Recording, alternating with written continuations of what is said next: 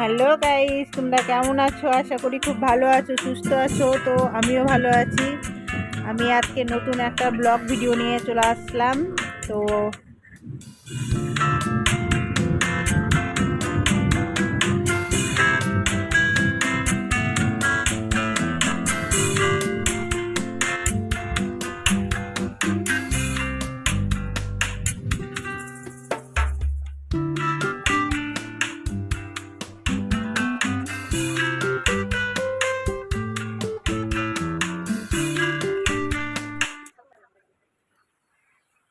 তো ভিডিওটা স্কিপ করো না, দেখতে থেকো প্লিজ।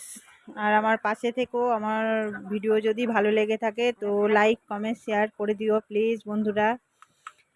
তো আমার সকালবেলা অনেক কাজ ছিল।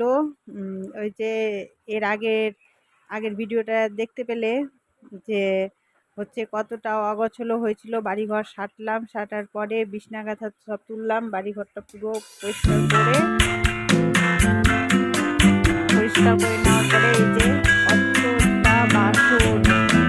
আর এইটাও আমাদের এদিকে সে ঝড় বৃষ্টি, একটা কাপড় কদিন থেকে তো বৃষ্টি লেগে আছে।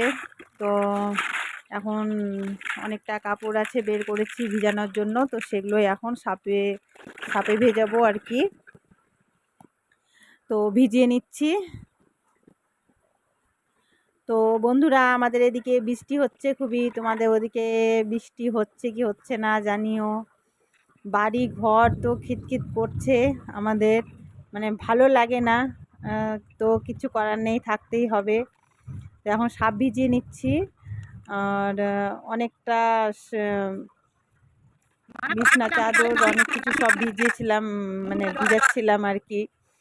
তারপরে ওখানে আমার দিদির ছেলে এসেছিল, তাকে আমি বলছিলাম স্নান করতে।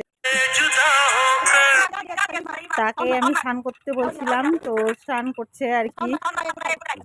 আমার সাপ ভিজানো হয়ে গেছে জামা কাপড়। তো অনেকটা কাপড় আছে, সেগুলোই আমি এই অনেকটা বাসন আছে, তো সেগুলোই এখন মেজে নেব আর কি। তো বাসন মাজতে বসলাম। তো বন্ধুরা পাশে থেকো প্লিজ। আমার সবাইকে সাপোর্ট করো।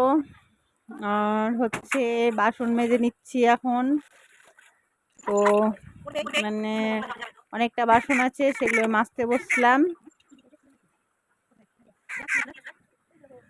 তো মেজে নিচ্ছি। বৃষ্টিতে আমাদের বাড়িঘর ভালো লাগছে না, আর কি বলবো বন্ধুরা, কিছু বলার নেই। তো বাসন মাজা হয়ে গেছে। তারপরে তো আমাদের বৃষ্টিতে বাড়ির মানে গেটের সামনে মাটির ইয়েগুলো কেটে যায়, তার জন্য বস্তা দিয়ে রেখেছিলাম। সেগুলো একটু বৃষ্টিটা থেমেছে, তার জন্য একটু হচ্ছে বস্তাগুলো কেচে ধুয়ে নিচ্ছিলাম। যে ভাবলাম ধুয়ে আবার শুকিয়ে আবার তো পারতে হবে, কারণ কি বৃষ্টি আবার আসবে। তো এই যে আমার বাসন মাজা সব কিছু কমপ্লিট হয়ে গেছে। তো দেখে নাও, আবার মেঘ করেছে, দেখো কত মেঘ করেছে, আবার বৃষ্টি আসবে। তো বন্ধুরা, আমার ভিডিও যদি ভালো লেগে থাকে